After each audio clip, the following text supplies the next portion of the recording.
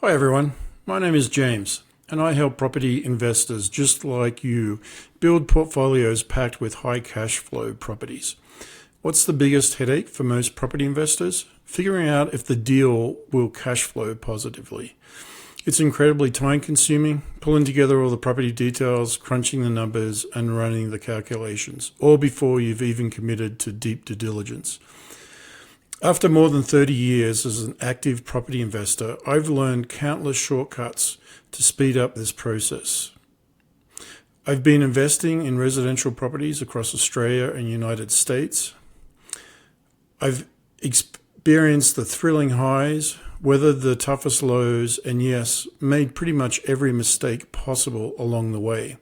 But through it all, one thing has never changed. When done right, property investing is still one of the most reliable ways to create lasting generational wealth. In this video, I'm going to show the exact tool I personally use to supercharge my analysis on short-term rentals.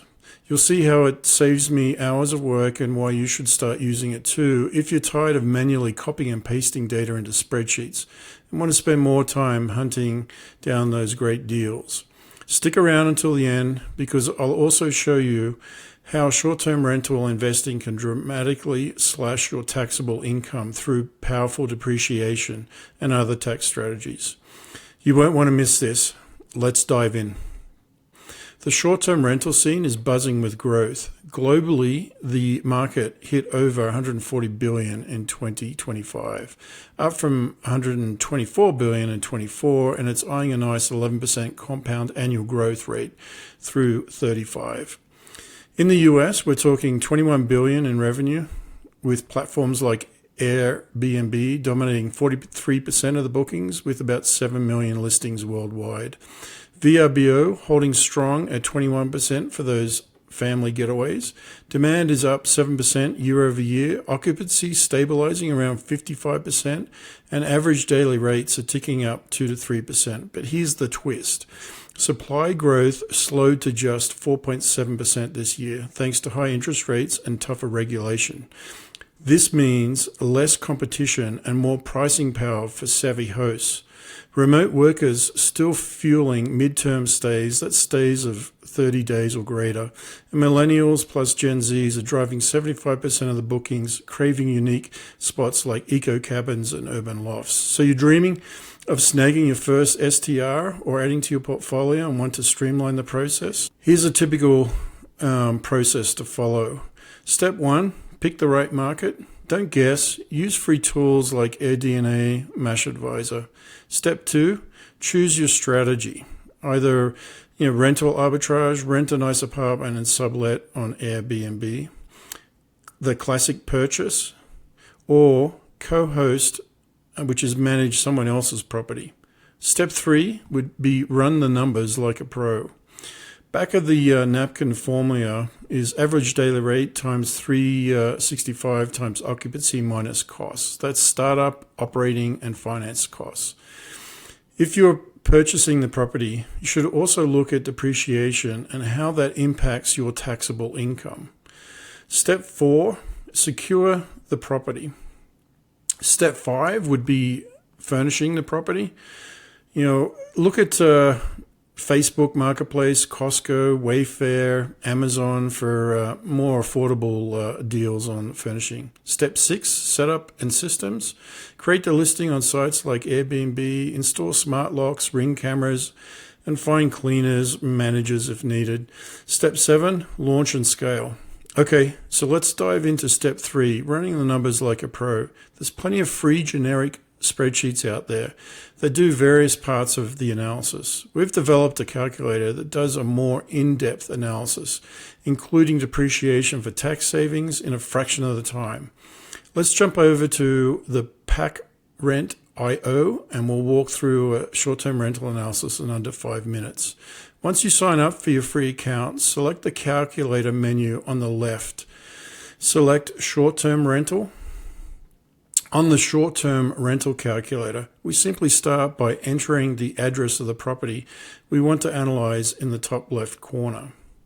In this example, we're going to use 1249 Lexington Avenue. We found this property on realtor.com.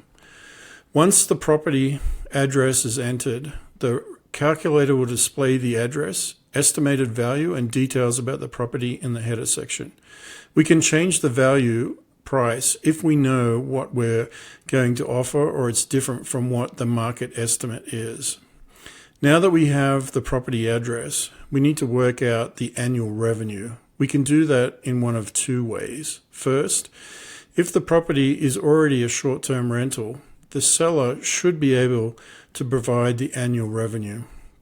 We simply add the revenue amount in the comparables section. You can see as we add more detail, the calculator starts to analyze the information. You can see the KPI cards above the comparables change as we enter the information. The other option is if we don't know the annual revenue, we can head over to sites like AirDNA and search for comparables. Load those comparables into an Excel spreadsheet that we can upload into the calculator. The calculator will analyze these comparables and take the top 25% for the median revenue.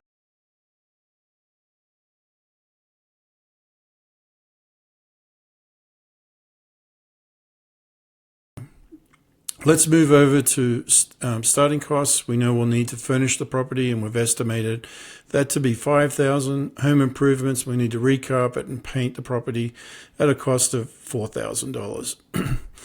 Now financing the property. We're going to put 20% down.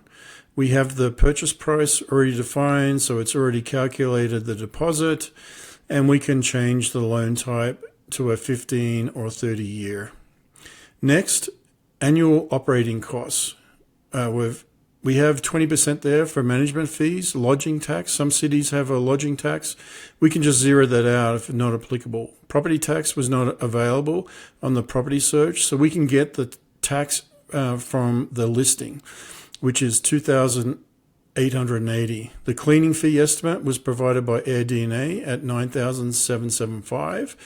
Maintenance, $2,000. Insurance from the listing is $1,428.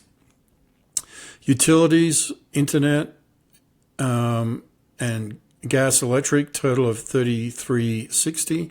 In this example, the land tax was not provided by the calculator. We need the current land tax to estimate the new land tax based on the new purchase price.